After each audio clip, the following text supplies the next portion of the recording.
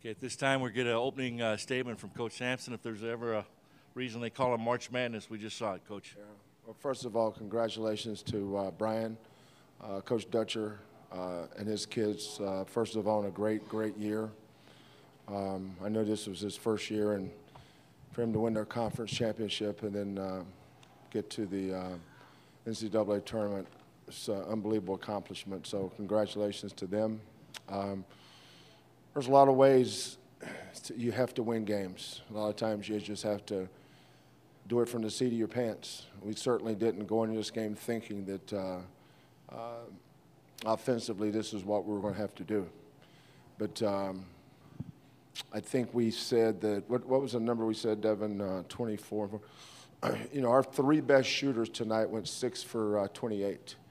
You know, if you'd have told me that Corey Davis can go 2 for 10, Armani Brooks 0 for 4, and Devin 4 for 14, we'd go 6 for 28 and was going to win, I'd say there's no way, especially with the shots they were getting.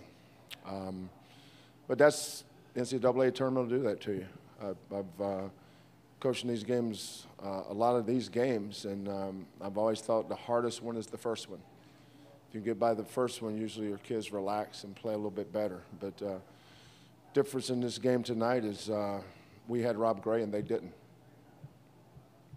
This time we'll open up for questions for our student athletes. Student athletes over here on the right. Joseph Duarte, Houston Chronicle. Rob, can you take us through those last few seconds there and what you saw on that last play to make that driving layup? Well, you know, I had the ball. I was dribbling the clock out, just kind of thinking to myself, you know, I'm a senior, never been in March Madness. It's what I live for. You know, I've been from junior college to Houston, just working my tail off with my teammates, from summer conditioning to doing war drills in practice, and I just didn't want to let my team down. A small thought ran through my head. You know, I was thinking about Cincinnati, how I had a final chance to win the game for us, and I didn't. So I just wanted to come through for my team and my family, and just give all the U of H fans the feeling that they haven't had since 1984. Other questions, please, for our student athletes. Go back to same reporter. Rob, we talked to Elvin Hayes after the game. You tied his record here for most points scored, and his quote was, "Rob Gray refused to lose tonight." I know how much you think of Elvin. What does that mean when a Hall of Famer says that about you?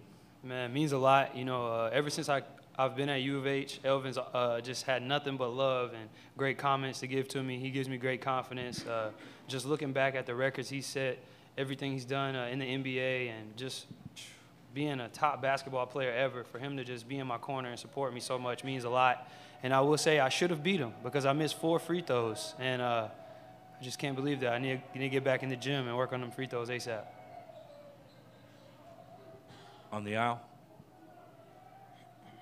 Jeff Borzello, ESPN. Rob, was there a point in the game where you just felt like, hey, I could take this game over? It looked like in the second half you really started going to the rim and really taking defenders off the dribble. My guy right here to my left, he told me, "Rob, take over." And I didn't really say anything. I was just trying to stay composed and just stay in the moment and, you know, just make the right basketball play. Maybe I could have done some things better, but in the end, I'm just glad that we got the win and we were able to pull it out for the city. Other questions for our student athletes up here on the left side? Yeah, this is for Rob again. You talk about in the second half taking over, but it seemed like from the beginning you took it to them and were very aggressive. Is that a mindset you had, or is that just kind of how it presented itself, how the defense played? Yeah, I try to be aggressive all the time. If I'm going to pass or score, I have to be aggressive to draw the defense and get guys to help off our shooters and our bigs so I can you know, get them in position to score easy baskets. So, you know, that's just a constant thing everyone's telling me, "Rob, stay aggressive, don't be passive." And it also leads to, you know, getting to the foul line a lot. So most of the time when I'm aggressive, it does good things for our teammate. Just got to take care of the ball at the same time. In the back, hand up. Rob, they use primarily 2 guys, different guys than you, Trey Kell and Jeremy Hemsley. And it seemed like Jeremy Hemsley had a little bit of success middle of that half. They went back to Trey. Did that surprise you at all? And was there something you were able to do against Trey that you couldn't do against Jeremy? You know, I don't really pay much attention to that. You know, they're both about the same size. That's pretty much all I pay attention to, how big they are or what's their weakness. But Hemsley, I'll give him credit. He's a good defender, and he was staying low and moving his feet very well. And he blocked my shot one time on a jumper, and, you know, hats off to him for playing good defense. But, you know, I just try to stay aggressive no matter who's guarding me. Any other questions out there for our student athletes? Devin, we got you up here. I'm going to ask you a question. As one of the seniors, what's this win mean to the program here under Coach?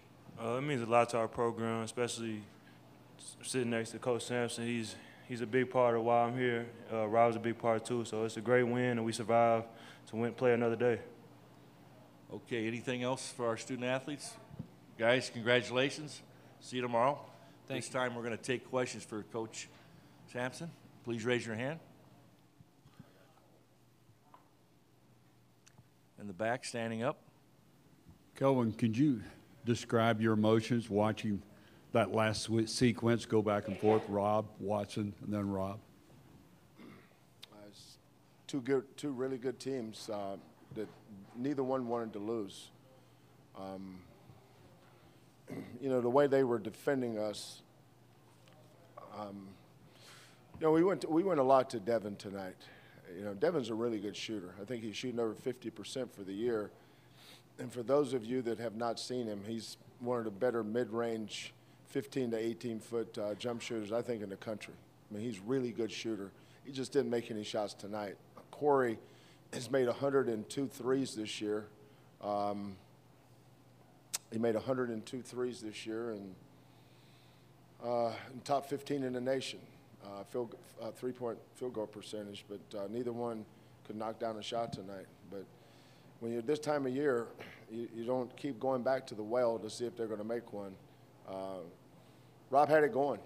You know, when he has it going, you know, we're gonna ride that horse until they stop it. But when he hit that three, and then I think it was Watson that made the three? That was a great shot. They're a good team. You know, I mean, obviously we have great teams in our conference. We have two teams ranked in the top 10 in the nation in our conference, Wichita State and Cincinnati. But they're really well coached. You know, Brian does a good job of exploiting, taking advantage of his players' strengths. He puts Kale in that mid-pick and roll. They spread you out. Their big slip, we hadn't seen that much. We had to make an adjustment by staying back on the pick and roll. But I felt really good when Rob's shot went in, and there's 1.1 second left. And then if I was ever going to have a premature death, it would have been when Mitchell caught that ball and had a clean look. All I could think was, oh, God, there's Christian Laettner. Because that's kind of what it reminded me of.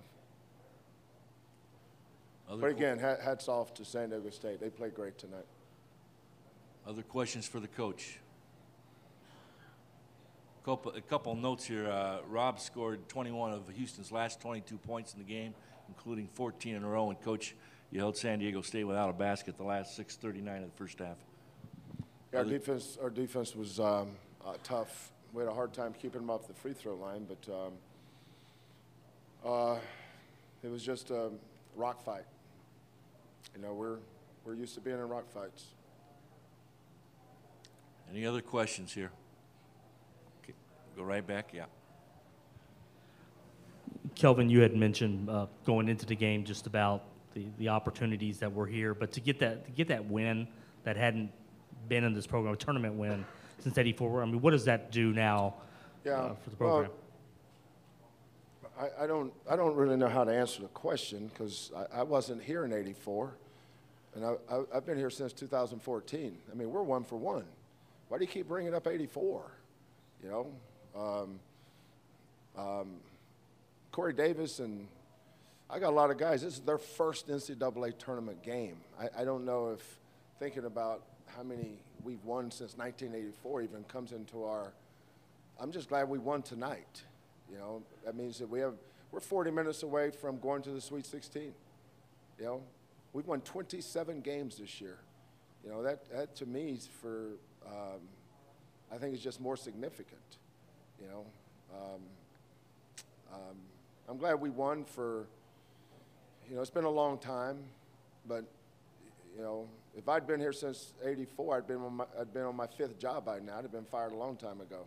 So, we've gone from building this program to the point where we get to the tournament, and we get in the very first time we're here, we beat a really good team, and we're getting ready. I think that's more significant.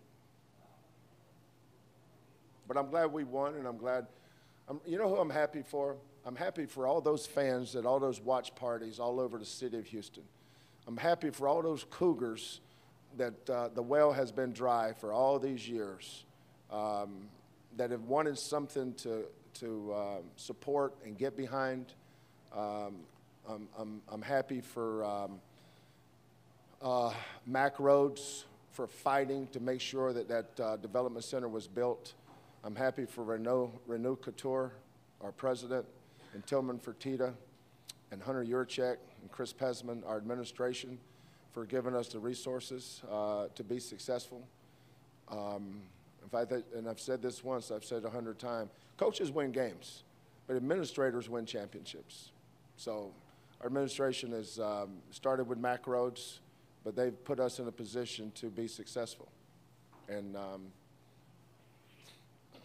but a shout out to Rob Gray, too. Okay, thank you very much, Coach. We'll see you tomorrow. We'll have San Diego State up here shortly.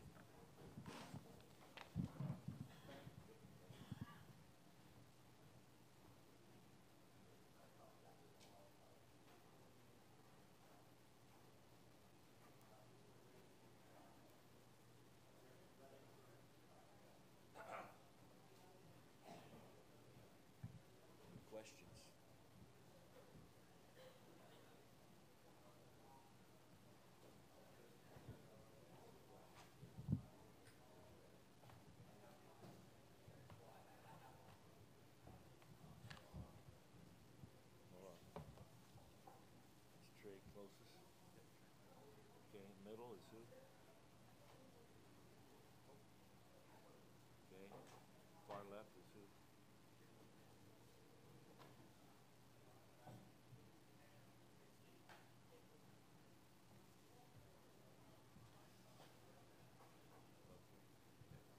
What? That's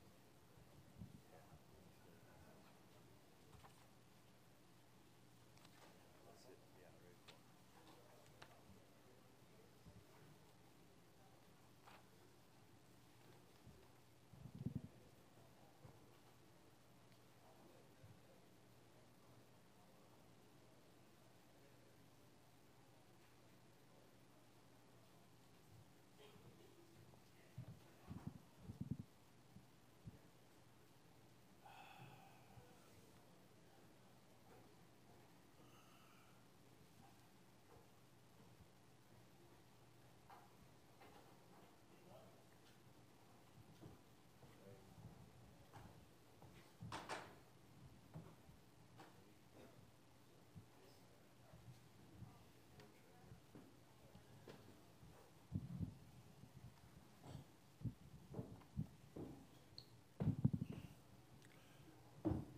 Okay, at this time we're get a statement from Coach on a very difficult, heartbreaking loss. But your team fought valiantly, Coach.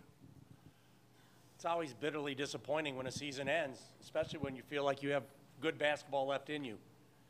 And we overcame a rough first half, fought them the entire second half, fought back to tie the game. It's March. We had a March-type shot to win the game. It didn't go in, and we're going home. And we're disappointed over that. Congratulations to Houston. They fought hard, too. That's what happens this time of the year. Two good teams fighting hard to the end, and they got one more play than we did. And we're going home, and they're moving on. I'm so proud of my team, the effort they put forward today to come from 13 down in the second half, to fight all the way back into the game and have a shot to win it at the end. I couldn't be more proud of a group than I am of this one. This time we'll take questions for our student athletes. Bryce, right here. Trey, there wasn't much time, but you were able to get your shoulders squared and get a shot and draw iron. Could you just explain that sequence and the kind of look you wanted to get and the kind of look you did get?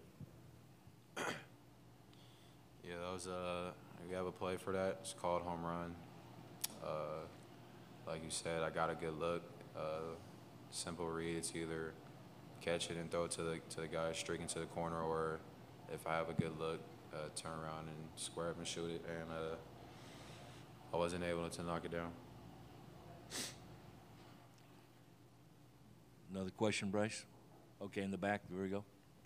Trey, obviously, Gray had a huge night, but it wasn't like he was making open shots. He was making ridiculously contested shots. Is there anything at that point you can do as a defender? I mean, isn't it sort of the job to try to make him take hard shots? Yeah, he made tough shots all night, but good players do that. It's always easy to look back and say he could have did some things different, but just like you said, he's a really, really good player, and he made some really hard shots.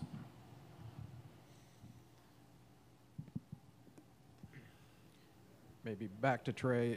I think in the first half, you guys as a team had 10 turnovers, and then you had 1 turnover the next 17 and a half minutes. How tough did you make it on yourselves collectively in that first half in terms of ball security, and how much did taking care of the basketball allow you guys to get back in it in the second? Yeah, that was something we talked about it at halftime. We're usually a team that doesn't turn the ball over a lot. And in the first half, we did that, and we felt like that led to some easy baskets for them. So I feel like that was part of the comeback. We took care of the ball in the second half, and that's why we were able to get back in the game. In the back? I guess I got one for Malik and one for Jalen. Start with you, Malik. You got your 4th foul pretty early in the second half, and you didn't come out. What was going through your mind, and I'm assuming you did not want to come out. You just got to keep playing, even though I had 4 fouls. Just had to keep playing. Don't give up. We was in war, so you can't give up just because I had 4 fouls. Same thing for you, Malik. Pretty much telling myself in my handbook to stay disciplined. They were calling some gimmies, so it was just pretty much on us. And, we just had to come out and make those corrections, stay out of foul trouble, finish the game strong. Any other questions for our student athletes before we let them go back to the locker room? Okay. I guess maybe for Malik, was there, that first half with all the turnovers, and Coach mentioned that 13-point hole that you guys came back from. There was a sequence where you jumped on a break situation, came down with the ball, could have went up with it, and you kicked it out for the 3. In that moment, it seemed like body language of a lot of guys on your bench changed. Did you think that might be a moment when you get over the hump, or were you waiting for that moment when collectively you might get over the hump? Yeah, we were pretty much waiting. Devin was having a difficult time early on, and we just told him to stay confident, stay aggressive, and you just got to know time and score in situation. And at that time, I saw Devin. It was an open shot, and he was able to put it down. One more in the back here. This is for Jalen. The other 2 guys that played in the NCAA tournament before you hadn't. What did you learn about playing in this tournament in a game of this magnitude, and how will you take that to carry on in your career? It's not going to be given to you. You just got to go out there, play hard. Every team's good out here, so just got to play hard, play great defense. Just stick to the game plan. There are no other questions. Guys, thank you very much. Thanks, Trey. Thanks, Malik. Thank you, Jalen. This time we'll take questions for Coach Dutcher. Right side, Bryce. Just circling back on the difference in turnovers in both halves. In the first half, those turnovers created a real hole, and in the second half, it allowed you to get back in it. Compare those halves and what looked different to you in those halves in terms of how you took care of the ball or didn't take care of the ball. Yeah, obviously you can't turn the ball over 10 times in a half and expect to have great success. And we felt a lot of them were, we just were careless with the ball. And some of them were obviously forced by Houston, so there was a mix of them. Then the second half we played with 2 turnovers, and that allowed us to get back in the game. Obviously the first half they ran out on us. They had fast breaks. I got to imagine a majority of those were off turnovers. So once we stopped turning the ball over and turned it into a half-court game, they struggled more to score against us in the half court than they did on the break, obviously. In the back? Just talk us through the decision to keep Trey on. Gray, obviously, he was scoring a lot, but he was making contested shots. And Jeremy seemed to have a pretty good spell against him there. But did you want Trey in for the offensive end? Yeah, you walk the fine line, offense for defense. I would have liked to give Trey a minute or here, and let Jeremy sub in, but seems like we were always playing catch up the entire game. And I just felt Trey was so good offensively, making plays for other people, that I couldn't sacrifice having him out of the game. And then a lot of what Gray did was tough. I mean, he made tough contested shots. We provided a lot of help on ball screens, tried to stop his momentum going forward. But I think the three-point shots were kind of the daggers. We know he's good going to the basket, but, I think the 4 threes were huge for him when he bounced up and made those. Bryce? Seemed like in the second half when you guys mopped up the turnover ball security stuff, you had a stretch there where you just couldn't hit a free throw, or you're missing the front end of one-on-ones. What did free throw shooting mean as you guys were trying to climb back in this one? Well, obviously in a close game you can't miss 14 free throws, so that's an awful lot to miss. So we left some points on the free throw line. Obviously, if we could have made a few more of those, the outcome might have been different. But that's basketball. You have to step up there and make them when they're important, and we've done that for most of the year. We've been a pretty good free throw shooting team, and we shot free throws every day here at practice. Whether it was 20, 30, make 30, we shot them. So made sure everyone knew they were important. But you see all these teams in all these games, the pressure free throws, they're different at this time. So I wish we'd have made a few more of them. I was so proud of the guys attacking and getting to the foul line. We were very aggressive.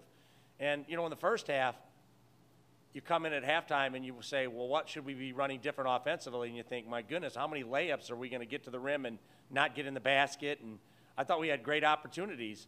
And I told the kids at halftime, just, get your swagger back. Know you're good and take those same shots, run that same action, and this time finish. And I thought we did a better job, obviously, finishing and drawing contact in the second half, that we didn't in the first half. In the back. And then we'll come back to Bryce.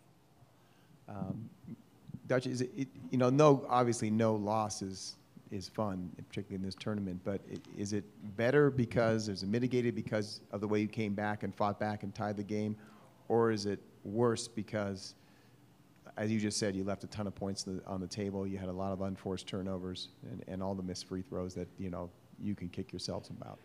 Yeah, I think it would have been worse, Z, if we'd have just got beat by 15, even though a loss is a loss. I think my team showed its character, And sometimes, I said this all during the year, it's like hard work and character. Sometimes you're not rewarded for it all the time. But when people see it enough and you do it enough, eventually you're going to be rewarded for it.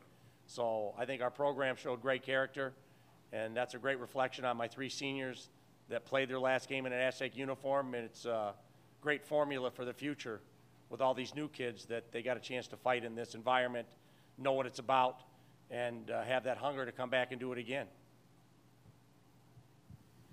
From your vantage point, what did you see with the look that Trey got, and then on the release, what did it look like to you out of his hands? I guess that last sequence. It's funny, you work on that play, and we call it home run. It's a length of the floor pass, and you work on it, and then you never use it, and then the opportunity comes. And I thought we executed it great. I mean, at that point of the game, to throw length of the floor, catch at the top of the key on a turn shoot from your senior captain to win the game, you can't have a better look.